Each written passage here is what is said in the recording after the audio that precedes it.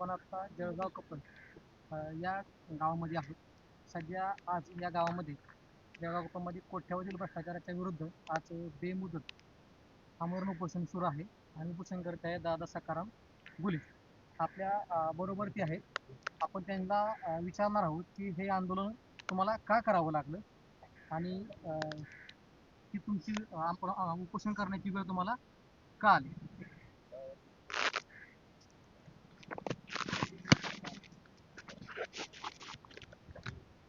बोला की सर. नमस्कार सर. आज जळगाव कप ह्या गावामध्ये खूप मोठ्या प्रमाणात कागदावरती भ्रष्टाचार झालेला दिसून येतो. ह्या काही योजनांचे कागदावरती पैसे काढले गेले, परंतु योजना प्रत्यक्षात नागरिकांपर्यंत पोहोचलीच नाही. अशा खूप योजना आहेत. एक योजना म्हटलं तर परसबाग आहे. छोटी योजना आहे, 20,000 रुपयाचाच निधी आहे. परंतु ह्या 20,000 रुपयाचा निधी परसबागेमधला त्यांनी एक साधी वीटही कुठं लावली नाही, परंतु त्याचं बिल काढलं गेलं.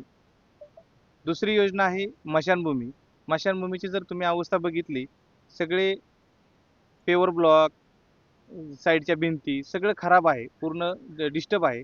परंतु 60 लाख रुपये निधी तिथं पडलेला आहे. त्या 60 लाख रुपयात काहीच काम झालेलं दिसत नाही, असं आमचं आरोप आहे. दुसरी आहे भूमिगत गटाराची योजना. भूमिगत गटाराची योजना काही मोजक्या लोकांच्या ठिकाणी दिलेली आहे, पण तिथं काही काम झालेलं दिसून येत नाही. तिसरे आहे 15% निधी खर्च करणे. जो आमचा दलित बांधव आहे, त्या दलित बांधवांच्या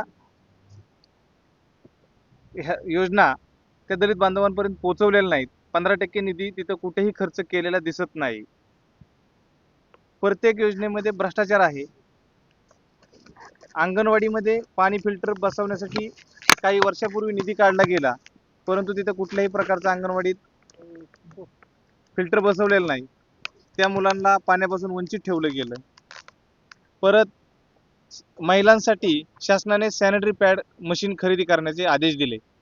तसा शासनाचा GR असताना देखील आपल्या ग्रामसेवक भाऊसाहेबांनी ते मशीन कागदावरती खरेदी केलं आणि ते एक छोट्याशा मेडिकलमध्ये, ज्यात मेडिकलवाल्याला कुठल्याही प्रकारचे तसे मशीन विकण्याची परवानगी नाही किंवा बिल देण्याचा अधिकार नाही. ही गोष्ट 29/5 रोजी 2026ला ग्रामसभेमध्ये काही लोकांनी आम्ही भ्रष्टाचार केला आहे अशा घटनेचं मान्य केलं. त्याच्यानंतर आम्ही ग्रामसेवक भाऊसाहेबांना त्या ग्रामसभेचं इतिवृत्त मागितलं, तर ते म्हणले 2 दिवसात 3 दिवसात देतो. त्याच्यानंतर विस्तार अधिकारी आणि BDO साहेबांशी त्यांचं काही बोलणं झालं. त्याच्यानंतर आजपर्यंत आम्हाला कुठल्याही प्रकारचं इतिवृत्त दिलं गेलं नाही. आम्ही विस्तार अधिकाऱ्यांना भेटलो, तर ते म्हणले आमची चौकशी चालू आहे. BDO साहेबांना भेटलो, तर BDO साहेब म्हणले आमची चौकशी चालू आहे, चौकशी चालू झाल्यानंतर तुम्हाला काय ते कळवलं जाईल. सध्यास्थिती बघता आता आम्ही बघितलं बऱ्याच वेळा आम्ही इथं आलेलो आहोत. हां.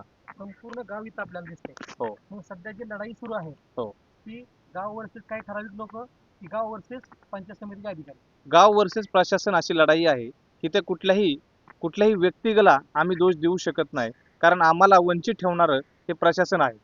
प्रशासनाने जर वेळोवेळी त्याचं ग्रामपंचायतचं ऑडिट केलेलं आहे, तर ते पैसे घेऊनच केलं असेल असं वाटतं आम्हाला. कारण त्या ऑडिटमध्ये कुठल्याही प्रकारचं ऑडिट केल्यानंतर त्या ऑडिटमध्ये जाणवायला हवं होतं की इथं योजना पडलेली नाही. मग ऑडिट केलं कशाचं ते आम्हाला जाणवतच नाही. तुमच्या आता प्रमुख मागण्या काय आहेत? आमची प्रमुख मागणी आहे की ज्यांनी भ्रष्टाचार केला ती लोकांच्यावरती गुन्हे दाखल व्हायला हवी. दुसरे जे ग्रामसेवक आहेत त्यांचं तात्काळ निलंबन व्हायला हवं. आणि तिसरं, जबाबदाऱ्या निश्चित व्हायला हव्या. म्हणजे ज्या अधिकाऱ्यांची आहे त्यांची जबाबदारी निश्चित होणं गरजेचं आहे.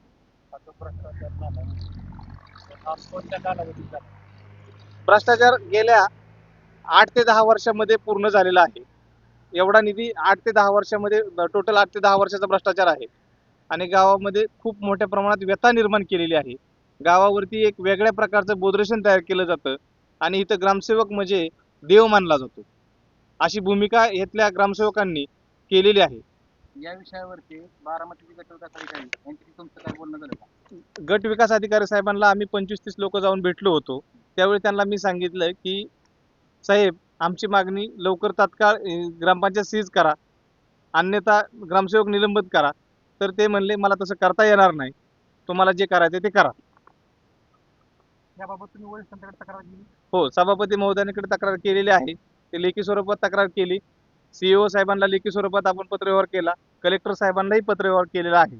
सर्वांच्याकडून उत्तर काय अपेक्षित आहे? आता सर्वांच्याकडून उत्तर अपेक्षित आहे की आम्हाला ग्रामपंचायत सीज करून जो आमचा निधी लोकांनी खाल्लेला आहे तो परत प्रशासनाने माघारी ग्रामपंचायतला वर्ग करण्यात यावा. सभापती तुमच्या ऑफिससाठी काय बोलून झालं? सभापती साहेब म्हणले की आपण चौकशी करू.